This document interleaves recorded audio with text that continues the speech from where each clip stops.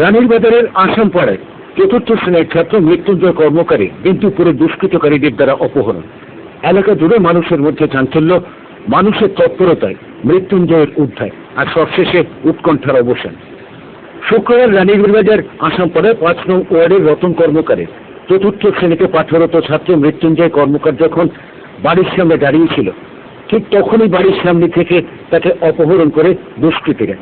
মৃত্যুঞ্জয়ের অপহরণের সংবাদ বাড়ির মানুষদের কাছে অজ্ঞাত থাকলেও অপহরণ কাণ্ডের প্রথম হদিশ পান আসামপাড়া থেকে জাতীয় সড়কে বালির গাড়িতে এক নাবালকের আত্মচিৎকার শুনে রানীর বাজারের মানুষ।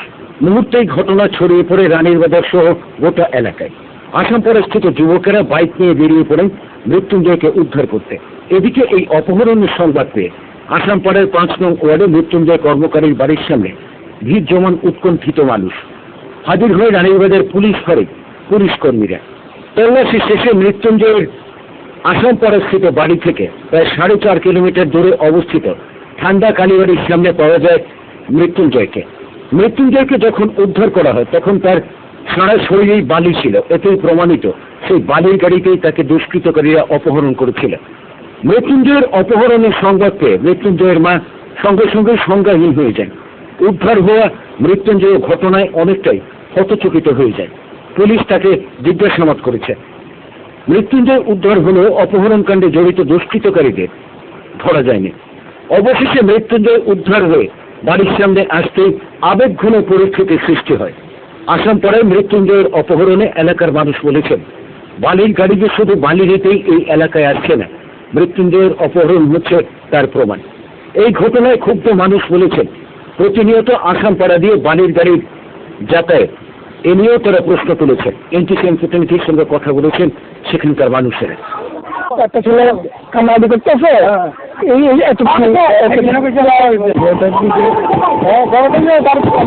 পড়াশোনা খাইতে এসেছিলাম তখন কিন্তু পড়াশোনা করছে। আচ্ছা আচ্ছা, ছেলে কাপড় দিতেছে, এরপরে আমি দাঁড়িয়ে গেছি, তখন কত পরে ফোন করছে 11:30 দিকে এই ঘটনা। অনুমোদিত পাইছে মালিক। আচ্ছা, কি করে গাড়ি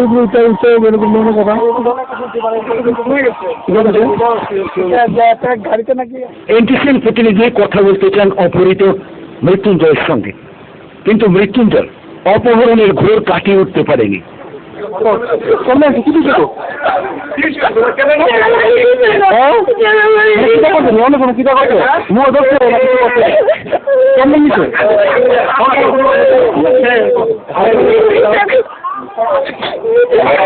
তুমি বাড়ি থেকে যে হবে এখানে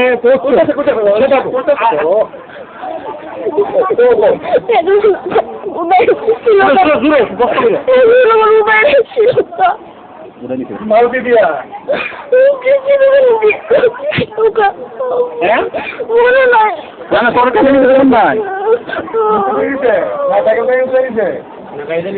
কেমনে নিছে? তুই এনে কইতেছ?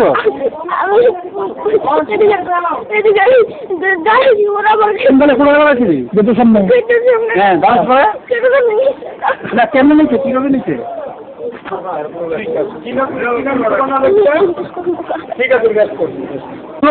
ওই আমি তো 11টার সময় খাইতে আইছি, হ্যাঁ তো বাইরে উঠানে পড়তেছে, তখন হের মা কাপড় দিতেছে কলের মধ্যে।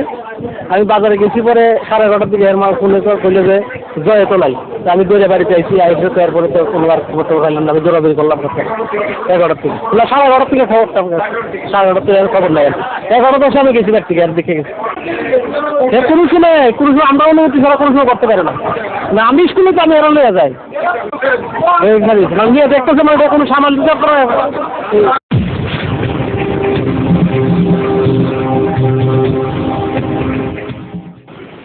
নদীর বুকে বেআইনি মেশিন বসিয়ে বালি তুলছেন রানীর বাজার দলুরা খয়েরপুর অঞ্চলে কিছু অবৈধ ব্যবসায়ী।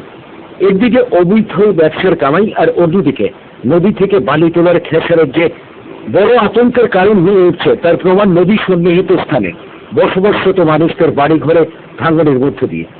রাস্তাতেও ফাটলের চিহ্ন দেখা যাচ্ছে।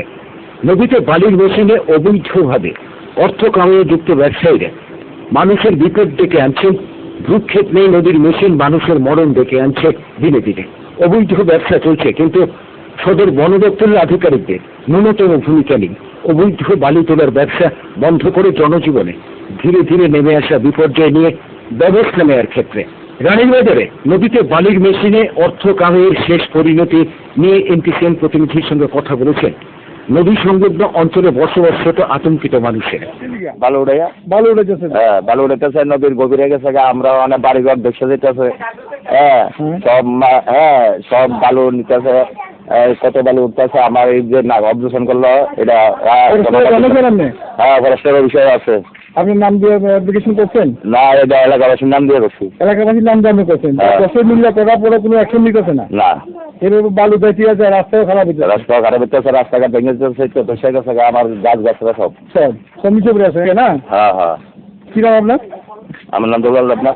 তো প্রশাসন তো খুব নীরব অবস্থা গ্রহণ করতেছে, কারণ প্রশাসন এখানে অনেকবার আসার পর দেখে আবার রিটার্ন আবার দিয়ে দেয়। তো এটা প্রশাসনের দুর্বলতার সুযোগ এইরকম অবস্থা হতে পারে। ফরেস্টাররা আসে চলে যায়, ফরেস্টাররা আসে এসে চলে যায়। বালু একটা পরে একটা ডিবি বানাচ্ছে, বিরাট বড় বড় ডিবি বানাচ্ছে। মুসলিম কয়েকজন লোক এই অবৈধ কাজে যুক্ত। আপনারা গ্রামবাসী থেকে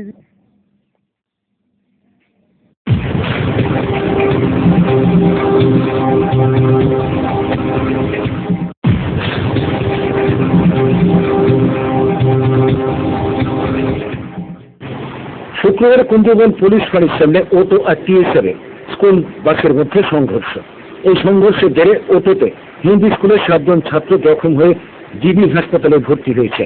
2 জন ছাত্রকে প্রাথমিক চিকিৎসার পর ছেড়ে দেওয়া হলেও 5 জন আপাতত হাসপাতালে ভর্তি রয়েছে। অটো গাড়ির চালক টিঙ্কুদিও জখম হয়ে হাসপাতালে ভর্তি হয়েছে। অটোতে জখম হওয়া ছাত্র এবং অটো চালক বলেছেন টিএসআর স্কুল বাসের বেপরোয়া যান চালনাই এই দুর্ঘটনার কারণ। হিন্দি স্কুলের ছাত্র দুর্ঘটনাগ্রস্ত হয়েছে শুনে হাসপাতালে ছুটে যান আতঙ্কগ্রস্ত অভিভাবকরা। এনটিসিএন প্রতিনিধি হাসপাতালে কথা বলেছেন দুর্ঘটনায় আহত হাসপাতালে ভর্তি ছাত্র, অটো চালক টিঙ্কুদে আর অভিভাবকদের সঙ্গে। আমি বললাম থেকে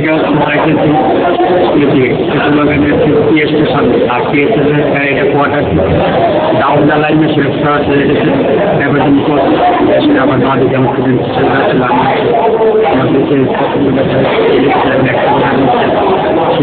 সাইডটাকে শুনে পায়ে শুনে দিচ্ছি না, আমি জানেন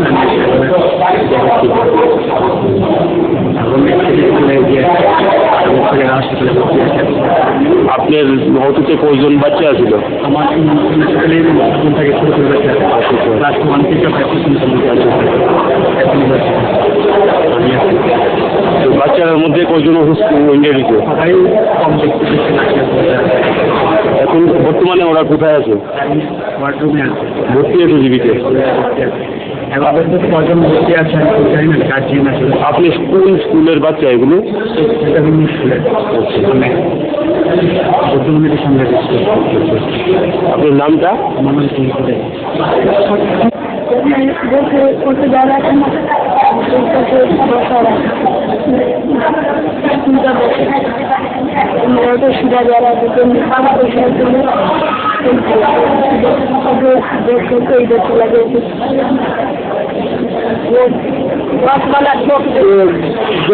জলদি কিস কথা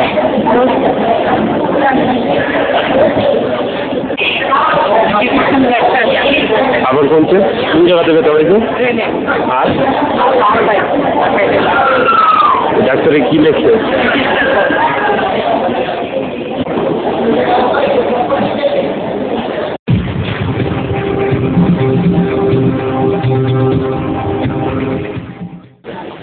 শুক্রবার শহরের এক বড়দি হোটেলে সাংবাদিক সম্মেলনে রাজ্যের এমপিএস ট্রেডিং কোম্পানি জানান দিয়েছে এবার তারা বহির্রাজ্যের স্বনামধন্য কোম্পানি জয়পানের সঙ্গে গাঁটছড়া বেঁধে ব্যবসায় নামতে যাচ্ছে। জয়পানের উৎপাদিত সামগ্রীর মধ্যে রয়েছে অত্যাধুনিক গৃহস্থালীর নিত্য ব্যবহার্য সব সামগ্রী। এমপিএস ট্রেডিং কোম্পানির সৌজন্যে এবার সেই সব সামগ্রী রাজ্যের মানুষ পেতে যাচ্ছেন এমপিএস ট্রেডিং এ। এই সাংবাদিক সম্মেলনে উপস্থিত ছিলেন জয়পানের এমডি JN আগরওয়াল, এছাড়াও উপস্থিত ছিলেন সেলস ম্যানেজার। এছাড়াও এই সাংবাদিক সম্মেলনে উপস্থিত ছিলেন এমপিএস ট্রেডিং গ্রুপের কর্ণধার কল্যাণ দে। জয়পানের এমডি JN আগরওয়াল সাংবাদিক সম্মেলনে বলেছেন, জয়পানের সামগ্রী রাজ্যবাসীর কাছেও গ্রহণযোগ্যতা পাবে। স্লাইডের মাধ্যমে জয়পানের অগ্রগতির রূপরেখা তুলে ধরা হয়েছে। We are the only company अगर आप देखेंगे कैटलॉग खोल के जो मिक्सचर ग्राइंडर में we are the leader, we are the largest producers mixture grinder. Japan ही एक ऐसी कंपनी है जो हर साइज के मिक्सचर, बजटिंग मिक्सचर बनाती है। छोटा मिक्सचर, मीडियम साइज के लिए मिक्सचर, बड़े साइज के लिए मिक्सचर, होटल के लिए mixture, juicer mixture grinder, food processor blender, जो एक किचन की परफेक्ट जरूरत है। आपने इससे पहले भी कई कंपनियां अप्लायंसेस के अंदर देखी होंगी, वो कंपनी जो मिक्सर बनाकर कई मिक्सर बनाती है, मिक्सर के 1 या 2 मोटर बना के 4 मोटर बना के काम बंद कर देती हैं। But we are only company, जैसे कि मैंने आपसे कहा था, mixer grinder, food processor, juicer mixer grinder and blender and only juicer. We are only company जो मिक्सर ग्राइंडर में इतनी बड़ी रेंज बनाती है।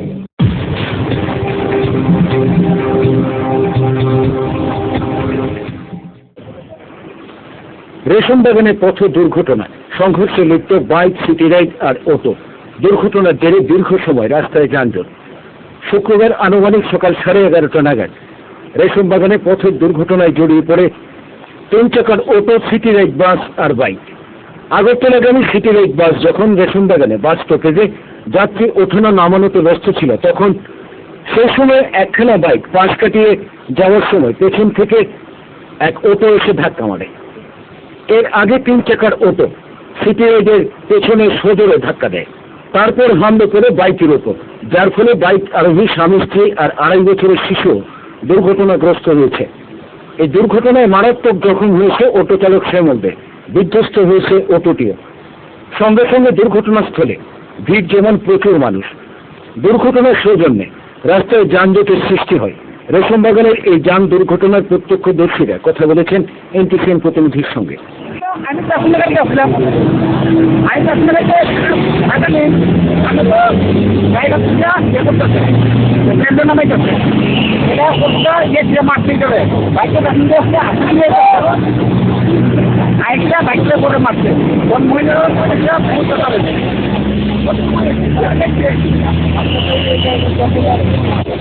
আর বাইকটা বাইকটা বিক্রি হয়ে গেছে। আচ্ছা, অ্যাক্সিডেন্টটা বলে গাড়িটা ভাঙছে কেমনে? অটোটা এটা তো মাসে আছে, ওটার মধ্যে দিয়ে লাগাইছে পেছনে, মানে সিটি বাসের পেছনে নিয়ে লাগাইছে। আর বাইকটা বাইকটা তো সেটা যখন লাগাইছে, লাগানোর পর এখন